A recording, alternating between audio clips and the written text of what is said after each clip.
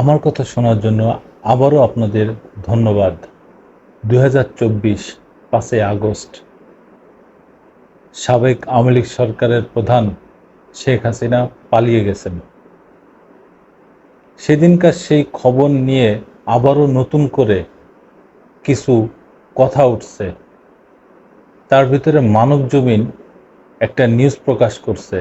সেখানে বলা হয়েছে শেখ হাসিনা পালানোর খবর তখনও জানতেন না সেনাপ্রধান। তো মানবজমিনে কি লিখছে একটু দেখেন, একটু শোনেন আমার সাথে।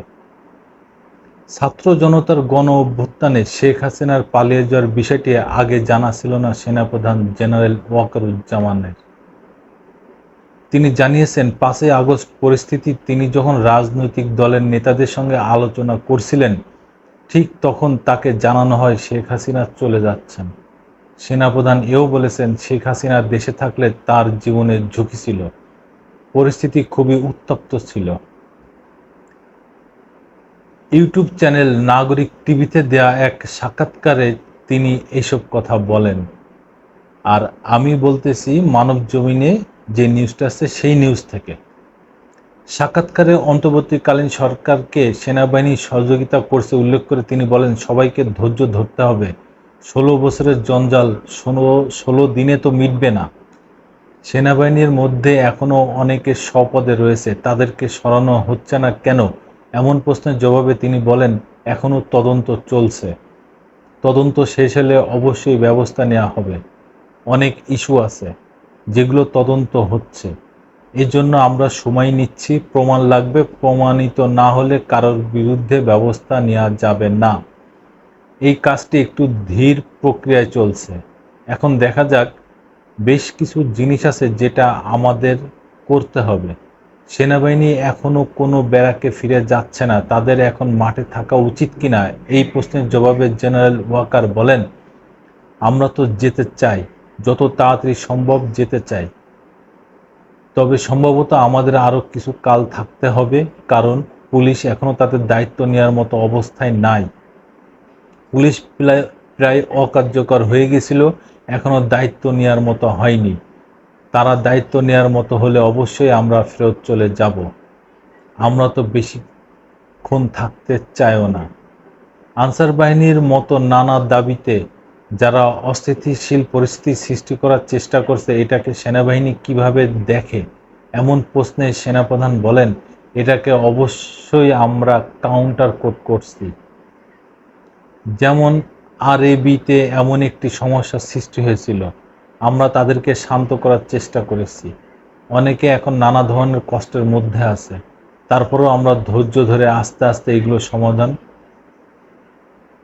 করতে হবে। আনসারের ওটা আমরা ব্যবস্থা নিয়েছি। 9 ভিশন কাজ করেছে এবং আনসারদের নিবৃত্ত করেছে। 9 ডিভিশন কাজ করেছে এবং আনসারদের নিবৃত্ত করেছে। শেখ হাসিনাকে সেফ এক্সিট দেওয়া ঠিক ছিল নাকি তাকে দেশে রেখে বিচার করা উচিত ছিল, এমন এক প্রশ্নের জবাবে তিনি বলেন ওই সময় একটি উত্তপ্ত মুহূর্তে তাকে ওখানে রেখে দিলে সমস্যা হতো।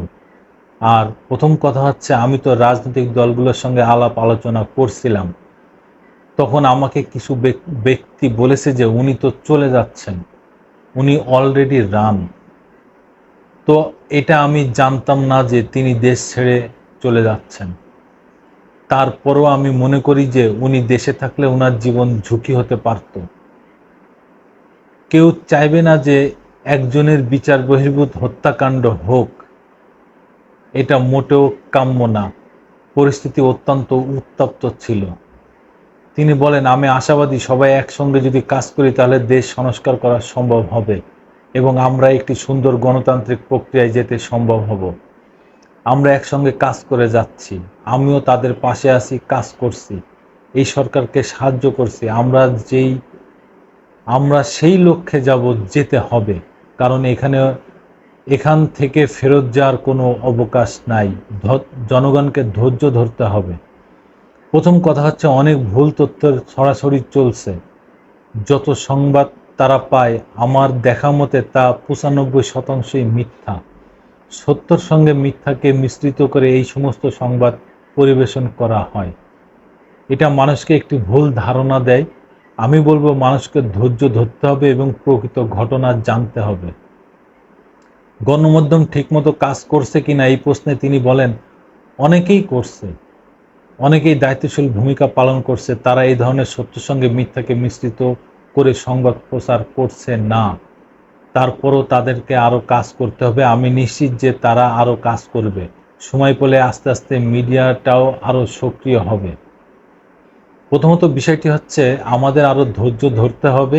এই 16 বছরের জঞ্জাল 16 দিনে মিটবে না। 16 মাসেও যদি আমরা মেটাতে পারি সেটা অবশ্যই একটি ভালো বিষয় হবে। অনেক সমস্যা হয়েছে, ব্যুরোক্রেসিসের মধ্যে সমস্যা, পুলিশের মধ্যে সমস্যা, সব দিকেই সমস্যা। তো এইগুলোকে সমাধানে একটু সময় দিতে হবে, এই সরকারকে সময় দিতে হবে। আমরা যদি অধৈর্য হয়ে যাই তাহলে অবশ্যই এটা ঠিক হবে না। এই সরকার কাজ করে যাচ্ছে, আমরা তাদেরকে সর্বাত্মক সাহায্য সহযোগিতা করছি। অন্য এক প্রশ্নের জবাবে তিনি বলেন, এখন সরকারি কর্মকর্তা কর্মচারী যে সরকার যখন থাকে তার সঙ্গে কাজ করে। এর অর্থ এই না যে সবাই স্বৈরাচারকে সহায়তা করেন। স্বৈরাচার হোক আর যাই হোক, দৈনন্দিন কাজ তো তাদের করে যেতেই হবে। যেই কাজ তারা করেছে, কিছু ভালো করেছে, কিছু খারাপ করেছে, কিন্তু এইভাবে আতঙ্ক সৃষ্টি করা যাবে না। সবাইকে এইভাবে সিল দিয়ে সবার বিরুদ্ধে ব্যবস্থা নেওয়া এটা ঠিক না। অবশ্যই যারা দোষী তাদেরকে খুঁজে বের করে শাস্তি দিতে হবে। আতঙ্ক সৃষ্টি করলে এই প্রশাসনও কাজ করবে না, কেউ কাজ করবে না, সবাই ভীত থাকবে। যেমন পুলিশের মধ্যে এমন একটি সমস্যা হচ্ছে, তাদের মধ্যে একটি বিশাল ট্রমা কাজ করছে। কাজেই এই ট্রমা যদি বিরাজ করে তাহলে হবে না।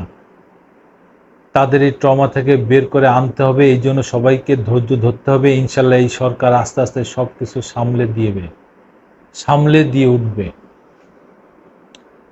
শুনলেন তো আপনারা সেনাপ্রধানের কথা। তবে যাই হোক না কেন, অন্তর্বর্তীকালীন সরকারের প্রধান ডক্টর মোহাম্মদ ইউনূস, তার নেতৃত্বে এই দেশ এখন এগিয়ে যাবে। আমরা সবাই তাকে সহযোগিতা করব, তাকে সাহায্য করব, তার পথ চলাকে সুগম করব, যেন কোনো বাধা সৃষ্টি না হয় সেদিকেও আমরা জনগণ, ছাত্র জনতা সবাই খেয়াল রাখব। এবং ইউনূস সাহেব, ডক্টর ইউনূস সফল একজন কারিগর। তিনি ভাঙার কারিগর না, দেশ গড়ার কারিগর, কিছু গড়ার কারিগর। তিনি যেখানে হাত দিয়েছেন সেখানেই সফলতা চলে আসছে। আমরাও আশা করি এই বাংলাদেশও সফলভাবেই এগিয়ে যাবে, বিশ্বের দরবারে মাথা উঁচু করে দাঁড়াবে। আমরা তার সাফল্য কামনা করি। সবাইকে শুভেচ্ছা। আবারও আসবো নতুন কোনো কথা, নতুন কোনো কাহিনী নিয়ে। আমি প্রিন্স।